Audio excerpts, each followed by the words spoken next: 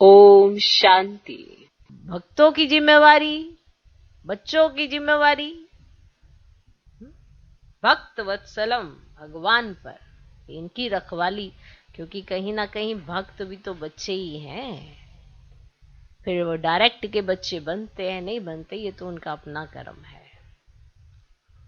Okay जी, वाह वाह वाह वाह। अब वाह भी निकलेगी तभी जब उसका ये ज्ञान स्पष्ट समझ में आता है ना, तो ही वाह निकलती है। वरना किसी ना किसी का किरदार, किसी ना किसी का पार्ट देखते हुए बस हाय हाय, क्या, क्यों, ऐसे कैसे, वो ये, यही चलता रहता है। और जिसके अंदर ये चलता रहता है वो वाह वाह कैसे करेगा? वाह करने के लिए अंदर दिल में बिल्कुल एकदम साफ सुथरा होना चाहिए, तब निकलती है वाह, ऐसे नहीं निकलती। ऐसे कोई जबरदस्ती आपको बोलो वाह वाह वाह वाह, रोते रोते निकल आएगी, पर एक्यूरेट नहीं होगी। वो खुद भी समझ में आएगा कि हाँ भाई, हमें वो वाली फीलिंग नहीं आ रही है, कैसे बोल दे वाह वाह वाह वाह वाह वाह, ड्रामा वाह, मैं ये सब बोलने के लिए हिम्मत भी चाहिए भाई, है ना। बाबा पे तो वाह बोल दोगे कि बाबा ने इतना प्यार लुटाया है।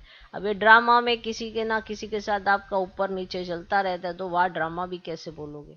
वाह रे मैं कैसे बोलूं, क्योंकि भगवान ने जो श्रीमत दिया उसके विपरीत चलते हैं। तो ये तीनों वाह वाह बोलने के लिए तो हिम्मत तो चाहिए, हिम्मत तो लगती है कि परमात्मा कैसे सुखदाता है, दुखदाता नहीं है, ना ही वो किसी की तकदीर बिगाड़ता है। हाँ, बनाता जरूर है, क्योंकि बिगड़ी हुई तकदीर को बनाने वाला तो है। क्योंकि बिगाड़ी आपने, संवारने वो जरूर आता है, बाकी आपने संवारनी है नहीं संवारनी है वो आप पे डिपेंड करता है।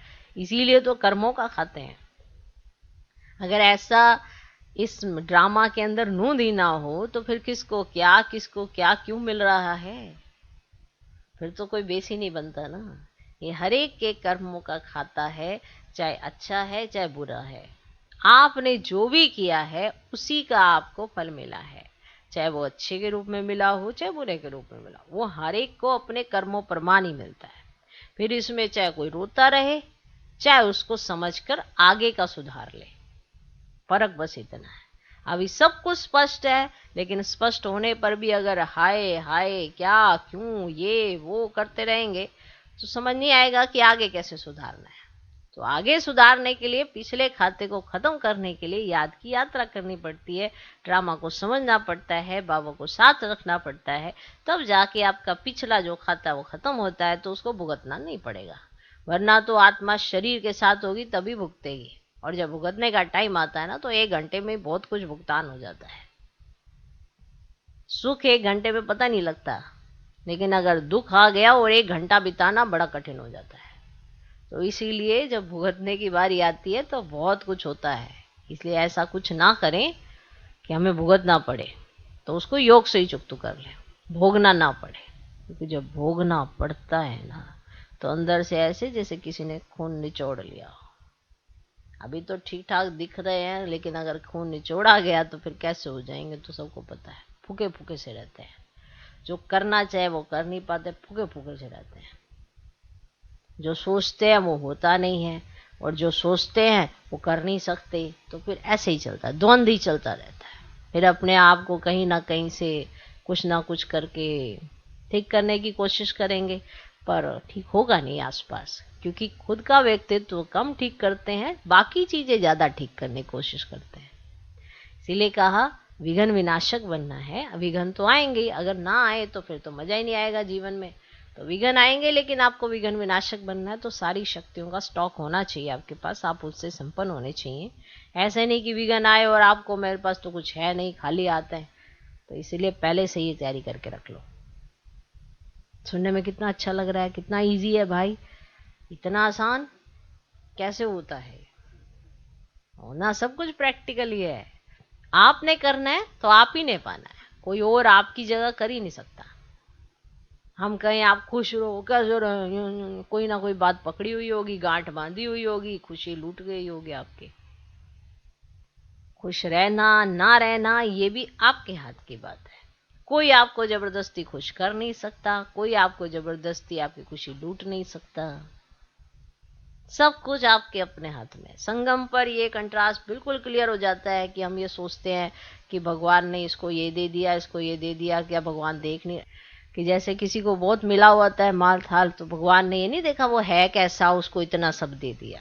अरे भैया, उसके कर्मों का खाता भगवान ने देखा तो उसको दिया। आपके कर्मों का खाता भगवान ने देखा तो आपको ऐसा दिया। आप अब अपने कर्म सुधार लें। नॉलेज तो आपको मिल गई है, अब ये नॉलेज को एक्सेप्ट करना आएगा। सत्य समाचार सुनकर हलचल नहीं होगी तो ये तो फिर आपके ऊपर डिपेंड करता है ना। क्योंकि जब आपको सत्य समाचार सुनाया जाएगा, सत्य से रूबरू कराया जाएगा, तो कहीं तो हिल जाएंगे, कहीं डर जाएंगे, कहीं मूर्छित हो जाएंगे। ऐसे ही होता है ना, सच का सामना हर कोई थोड़ा कर पाता है। फिर आपको पता चलेगा अरे हमारी कंगाली का कारण ये है, किसी के माला माल होने का कारण ये है। तो जितना आज हमारी बुद्धि बाबा के साथ होगी उतना हम आगे चल के माला माल होंगे, वरना तो कंगाली रहेंगे। अब कंगाली माला माली कोई किसी भी इंसान नहीं देने वाला आपको, ये सब भगवान ही आपको प्रोवाइड करा सकता है।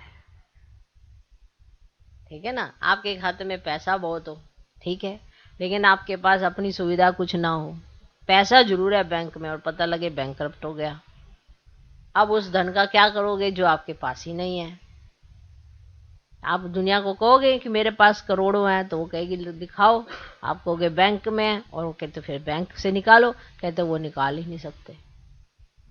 बैंक ने दिवालिया शो कर दिया, अब उसके पास धन ही नहीं है आपके पास, तो फिर आप क्या हुए, कंगाल हुए कि नहीं हुए? आप भी कंगाल हो गए। जैसे ही बैंक कंगाल हुआ आप भी कंगाल हो गए। और अगर घर में 100 रुपये पड़े तो आप 100 रुपये के मालिक हो बस। फिर लेके घूमते रहना ये कार्ड, ये जो कार्ड होते हैं। अब तो सब कुछ कार्ड पे हो गया ना। कार्ड क्या है, कार्ड वाली मशीन बंद कर दो, कार्ड क्या चलेंगे, क्या पैसे तुम्हारे। सब कुछ तुम्हारे साथ ऐसा ना हो तो कर्मों पर ध्यान देना जरूरी है।